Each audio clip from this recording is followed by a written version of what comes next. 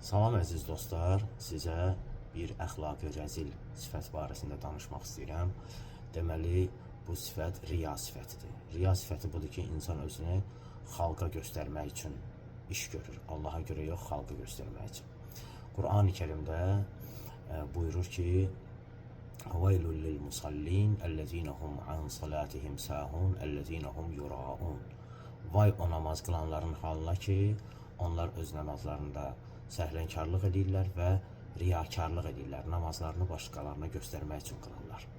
Hər hansı bir iş, hər hansı bir xeyirxah bir işi həmçinin başqalarına göstərmək üçün, məni səxavətli tanısınlar deyə başqalarına xeyirxahlıq eləmək üçün eləsə, o əməlin heç bir mükafatı yoxdur. Əslində Allahın qəzəbinə düçar olur insanlar. Bu işi görən insanlar təbii ki. Həzrət Peyğəmbərdən bir nəfər soruşdu ki, insanın qurtuluşu nədədir? Həzrət Peyğəmbər sallallahu buyurdu ki, xalqın diqqətini cəlb etmək üçün ibadət etməməsindədir. Başqa bir hədisdə Həzrət Peyğəmbər buyurur ki, Allah Teala mələklərə buyurar ki, bu şəxs iş gördüyü vaxt bizi nəzərdə tutmadığı üçün onu cəhənnəmə göndərin. Yəni,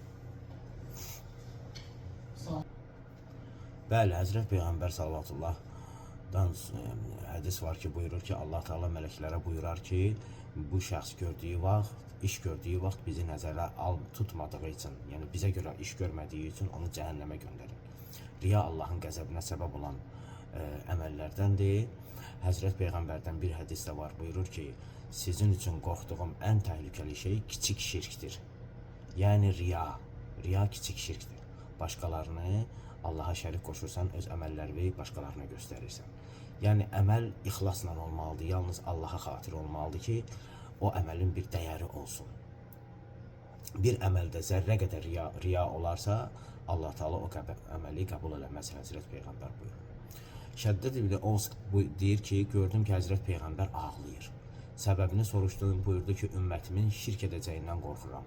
Onlar bütə, günəşə, aya, daşa pərəstiş etməyəcəklər, amma əməlində riya və xudpəsəndlik olacaq. Özünü göstərmək, cəmaat desin ki, mən beləyəm, cəmaat görsün ki, mən nə yaxşı ibadət edirəm, cəmaat görsün ki, mən nə yaxşı səxavətliyəm. Bu əməllər, cəmaata görə olunan əməllərin heç biri Allah tərəfindən qəbul deyil, əzizlərim. Allah bizi ixlaslı bəndələrdən, işlərimizi yalnız Allaha görə görən bəndələrdən qərar versin inşallah. Sağ olun.